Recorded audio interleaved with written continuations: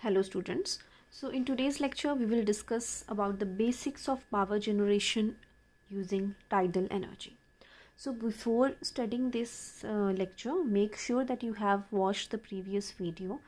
और अगर आपने previous video नहीं देखी है तो मैं link में description box में एक और link share कर दूँगी जहाँ से आप tidal energy के basics को study कर सकते हैं. तो अब tides हमें पता चल गया क्या होता है कि कुछ टाइम में पानी का लेवल सी ओशन बॉडी में ज़्यादा हो जाता है और ये जो ड्यूरेशन होती है ये अराउंड 6 आवर्स के करीब होती है और 6 घंटे के बाद जो पानी का लेवल है वो घट जाता है. ठीक है, तो जो जब ज़्यादा होता है तो उसको हम हाई टाइड कहते हैं और फ्लड टाइड भी कहते हैं, और जब कम होता है तो उसको हम लो टाइड कहते हैं या एब टाइड कहते हैं. ठीक है, तो ये 6 घंटे में ये साइकिल रिपीट होता है. मतलब 6 घंटे अगर high tide highest point high tide का जो होगा उसके 6 घंटे के बाद लोएस्ट पॉइंट लो टाइड का आएगा. मतलब अगर हम इसको साइनोसॉइडल से रिप्रेजेंट करना चाहें तो कुछ इस तरह का हमें वेव मिलता है. मतलब धीरे धीरे पानी का लेवल इंक्रीज़ होता है, मैक्सिमम हो जाएगा, फिर डिक्रीज़ होना स्टार्ट होगा एंड एक पॉइंट पे मिनिमम हो जाएगा एंड देन अगेन इंक्रीज़ होना स्टार्ट होगा. तो ऐसा जो साइकिल है वो पानी के मैक्सिमम होने का और डिक्रीज़ होने का जो कंप्लीट साइकिल है वो हमने स्टडी किया था कि एक दिन में ऐसे 2 साइकिल बनते हैं. ओके, तो मतलब एक आपका जो साइकिल है वो कितने टाइम में होगा. अगर हम एग्जैक्ट टाइम देखें 2 साइकिल्स में तो हमने देखा था 24 आवर्स एंड 50 मिनट्स होता है. ठीक है, 24 आवर्स एंड 50 मिनट्स में हमारे 2 बार हाई टाइड आती है और 2 बार लो टाइड आती है. तो एक साइकिल कितने टाइम में होगा 12 आवर्स एंड 25 मिनट्स में. ओके, 12 घंटे 25 मिनट में आपका एक हाई टाइड और एक लो टाइड का साइकिल कंप्लीट होगा. और अगर हमसे पूछा जाए कि एक हाई टाइड और लो टाइड में कितना टाइम ड्यूरेशन होगा तो आप कितना बता सकते हैं 6 आवर्स एंड 13 मिनट्स. इसको आप ऐसे भी समझ लीजिए. फॉर एग्ज़ाम्पल ये जो लेवल है आपका, ठीक है, ये आपका मीन मतलब सी लेवल है. ठीक है, जब इस सी लेवल से हमारा वाटर का लेवल राइज़ कर रहा है तो उसको हम हाई टाइड बोल रहे हैं. ठीक है, मतलब ये मान लो आपका एवरेज सी लेवल है इतना पॉइंट पे. जब इस लेवल से हमारा ज़्यादा हो रहा है पानी तो उसको हम हाई टाइड कह रहे हैं, और जब उस लेवल से कम हो जा रहा है तो उसको हम लो टाइड कह रहे हैं. तो अब अगर मान लो आपसे क्वेश्चन पूछा जाए कि time between consecutive high tide and low tide, ये लास्ट वीडियो में मैंने जो क्वेश्चंस शेयर किए थे उसमें भी पूछा गया है. तो कितना आएगा ये, मतलब अब यहाँ से यहाँ तक आपका हाई टाइड हो रहा है और यहाँ से यहाँ तक आपका लो टाइड हो रहा है. ठीक है, क्योंकि एवरेज वैल्यू से कम जा रहा है. तो जो हाई टाइड है वहाँ पे हाई टाइड इसमें पूछा है कि जो एक हाई टाइड और नेक्स्ट लो टाइड, ठीक है, एक उसमें कितना ड्यूरेशन होगा. तो एक हाई टाइड कितने का है आपका, ये जो पूरा साइकिल है वो तो 12 आवर्स 25 मिनट्स का है. तो जो हाई टाइड कितने टाइम तक रहेगा, हाई टाइड रहेगा 6 आवर्स अप्रॉक्सीमेटली 13 मिनट्स, ये 12.5. ठीक है, 6 आवर्स 12.5 मिनट्स तक आपका हाई टाइड रहेगा और 6 आवर्स 12.5 मिनट्स के बाद आपका पानी घटना तो यहीं से स्टार्ट हो गया मैक्सिमम के बाद ही, बट इस पॉइंट के बाद आपका मीन वैल्यू से डिक्रीज़ हो जाएगा और उसके बाद आपका लो टाइड रहेगा 6 आवर्स 12.5 मिनट्स के लिए। देन अगेन ये साइकिल रिपीट होगा। तो ये पॉइंट है, important points to remember. Now कैसे इलेक्ट्रिसिटी जनरेट की जाएगी हाई टाइड और लो टाइड का यूज़ करके, तो कैसे करेंगे देखिए। हाई टाइड में पानी का लेवल मीन वैल्यू से ज़्यादा है, सपोज़ ये मीन वैल्यू है, और लो टाइड में इससे पानी का लेवल आपका कम हो जाता है। ठीक है, तो अब क्या करते हैं हम, जब हाई टाइड आती है तो मान लो ये आपका ओशन है, तो यहाँ पे कुछ एक डैम टाइप का हम कंस्ट्रक्ट कर सकते हैं। ओके, और वहाँ पे आप कुछ इसमें गेट्स, ओपनिंग्स होती हैं जिनको हम स्ल्यूज गेट्स कहते हैं। तो जब हाई टाइड आता है तो ये गेट्स ओपन किए जाते हैं, जिससे ये पानी इस डैम में फिल हो जाता है। ठीक है, मतलब इसका लेवल हाईएस्ट पॉइंट तक इसको हम फिल कर लेते हैं हाई टाइड जब आएगी, और फिर हम इसको क्लोज़ कर देंगे। ओके, अब जब यहाँ पे तो पानी अब स्टोर हो गया, ठीक है, इतना रहेगा क्योंकि आपने गेट क्लोज़ कर दिए। अब जो बाकी का बॉडी है ये तो आपका शोर वाली साइड हो गया। यहाँ पे जब लो टाइड आएगी तो वाटर का लेवल कम हो जाएगा इसके कंपैरिजन में। ठीक है, और इम्पॉर्टेंट पॉइंट है कि ये जो पावर प्लांट है टाइडल एनर्जी, ये तभी सक्सेसफुल होगा जब हाई टाइड और लो टाइड में कम से कम 5 मीटर का डिफरेंस होना चाहिए। ठीक है, तो मिनिमम डिस्टेंस मतलब 5 मीटर्स तो होना चाहिए आपका कम से कम हाई टाइड और लो टाइड में डिफरेंस। तो लो टाइड में पानी का लेवल मतलब कम से कम 5 मीटर मान लो कम हो गया। अब वाटर के लेवल में 2 लेवल्स बन गए, एक हाई पॉइंट पे है, ठीक है, यहाँ से सपोज़ ये वाला पोर्शन आपका डैम वाला पोर्शन है, और यहाँ पे ये अब आपका ओशन वाला पोर्शन लो टाइड के वक्त हो चुका है। अब इन यहाँ पे आपका टरबाइन हम कंस्ट्रक्ट कर सकते हैं, और अब इस पानी को यहाँ से फ्लो करवाया जाएगा लो टाइड की ड्यूरिंग, क्योंकि पानी ऑटोमेटिकली हाई से लो की तरफ को फ्लो करेगा। तो इस तरह से रोटेट कर देगा पानी टरबाइन को अपने प्रेशर से, और आपको इलेक्ट्रिसिटी जनरेट मिल सकती है। तो ये ही प्रिंसिपल है, और भी बहुत सारे इसके वेरिएशंस हो सकते हैं। एक वेरिएशन ये भी हो सकता है कि मान लो आपने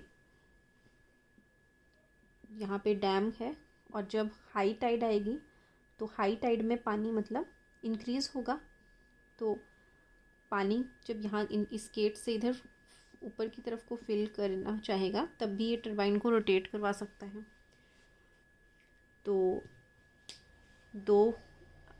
ये बेसिक इसका कंसेप्ट है। अब हम आगे इसकी टाइप्स भी स्टडी करेंगे। Now you can note down this point that for the tidal energy to be able to harness, उसको एनर्जी प्रोड्यूस करने के लिए टाइडल एनर्जी को, the difference between high and low tides must be more than 5 metres. मतलब high tide में और low tide में जो डिफरेंस है वाटर का वो कम से कम 5 मीटर होना चाहिए, पहले भी हम बात कर चुके हैं।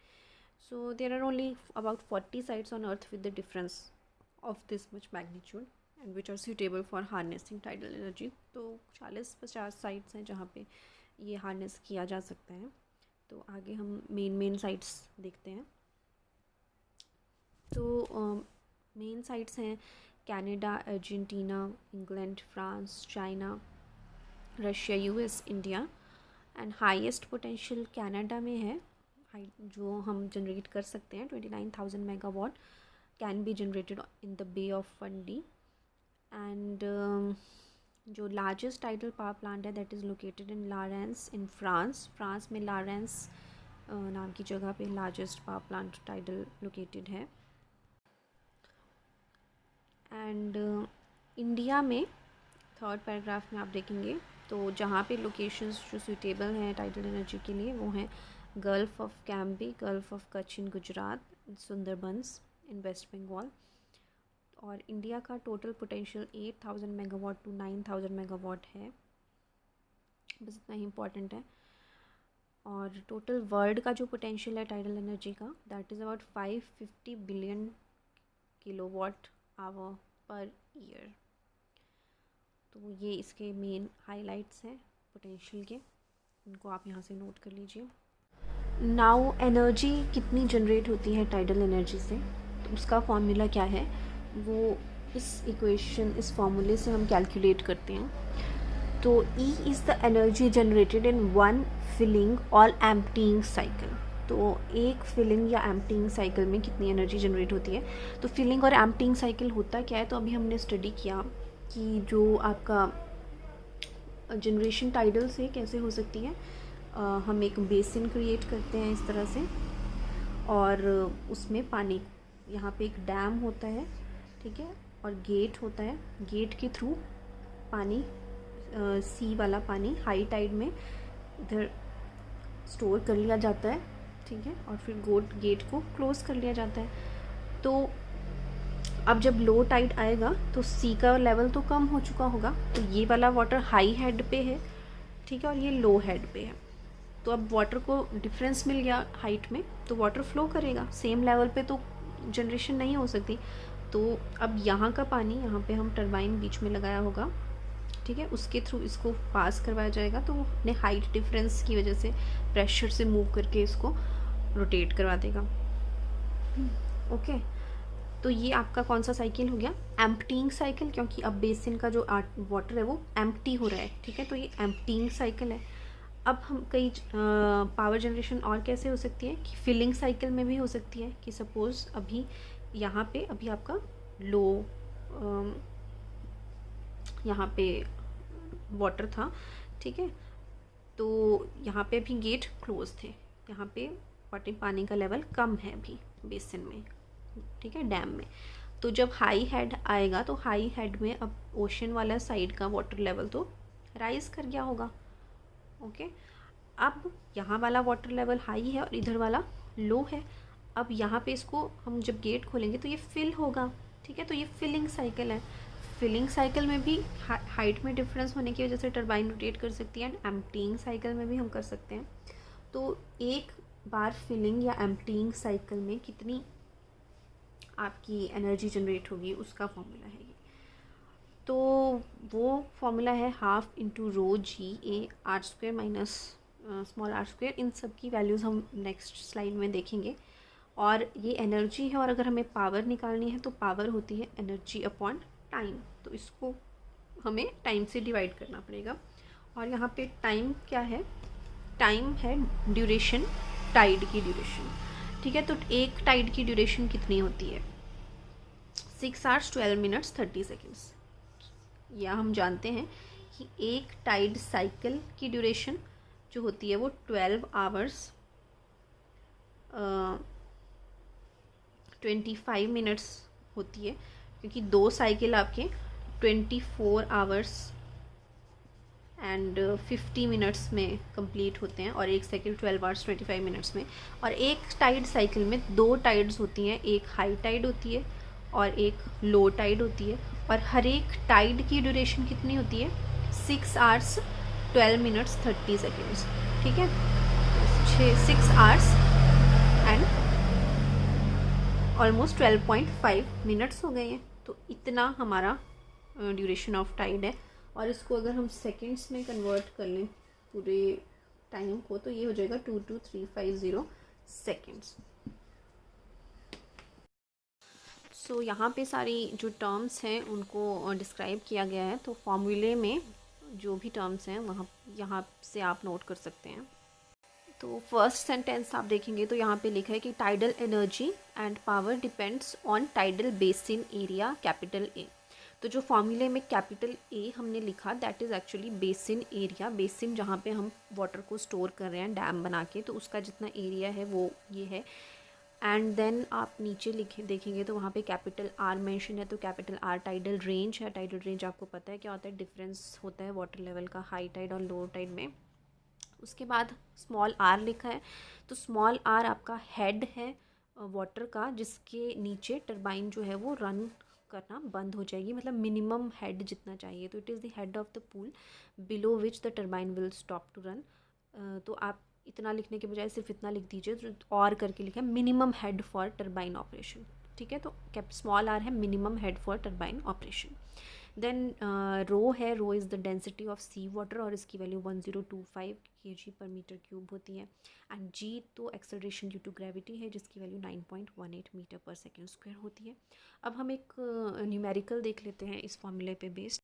तो क्वेश्चन ये है, यहाँ पे आपको बेसिन एरिया दिया हुआ है 30 × 10⁻⁶ मीटर स्क्वायर, ए की वैल्यू गिवन है। The tide has a range of 12 metre, आपको रेंज भी गिवन है, कैपिटल आर पता है। The turbine however stops operating when the head on it falls below 3 metre. So 3 metre इसका minimum head है जिसके बिना तो वो टरबाइन बिल्कुल रन करना ही बंद कर देगी। तो स्मॉल आर की वैल्यू भी गिवन है 3 metre. Calculate the energy generated in one filling और emptying process in kilowatt hour if the turbine generator efficiency is 73%। तो कितनी पावर जनरेट होगी हमने वो निकालनी, एनर्जी जनरेट होगी वो निकालनी है।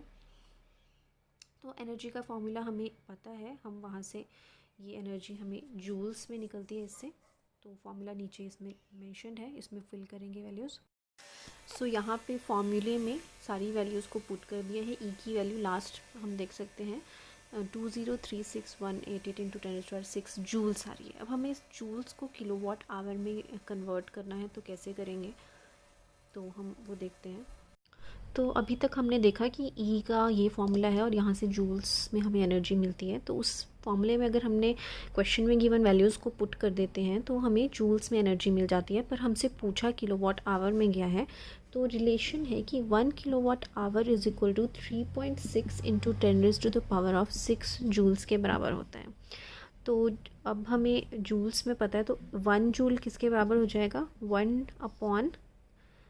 1 जूल कितने के बराबर होगा, 1/3.6 × 10⁻⁶ किलोवाट आवर्स। ठीक है, 1 जूल्स में इतने किलोवाट आवर्स होंगे।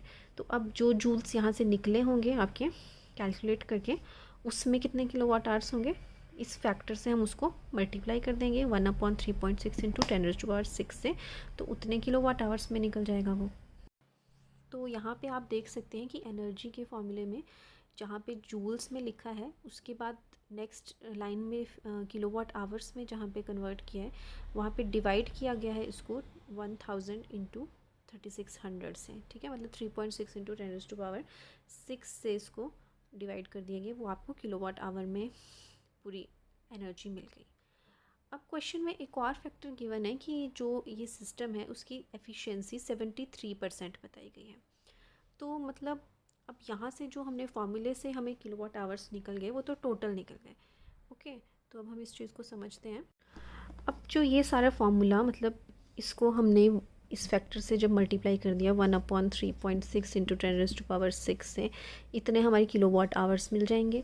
अब ये जो एनर्जी निकली ये तो टोटल आपकी एनर्जी निकली। ठीक है, बट सिस्टम की क्वेश्चन में ही गिवन है कि सिस्टम 73% एफिशिएंसी है, मतलब टोटल जितनी हमें एक्चुअल में मिलनी चाहिए उसका 73% ही आपको मिल रहा है। 73% उसकी एफिशिएंसी। 100% एफिशिएंसी होती तो जितना एनर्जी जनरेट होनी थी पूरी की पूरी आपको मिलनी थी, but it is only 73% efficient. But theoretically तो पावर आपको एनर्जी तो इतनी मिलनी थी, बट क्योंकि 73% ही एफिशिएंसी है तो अब इसको हमें 73 मतलब 0.73 से भी आप मल्टीप्लाई करेंगे उतनी आपको एक्चुअल में मिलेगी। ठीक है, तो आई डोंट थिंक इसमें ज़्यादा कोई मुश्किल कंसेप्ट है। तो हम देख सकते हैं जो लास्ट में सेंटेंस लिखा है E actual is equal to 73% of E theoretical, वहाँ पे 0.73 से टोटल जो किलोवाट आवर्स है उनको मल्टीप्लाई कर दिया गया है। तो इतना ही है ये।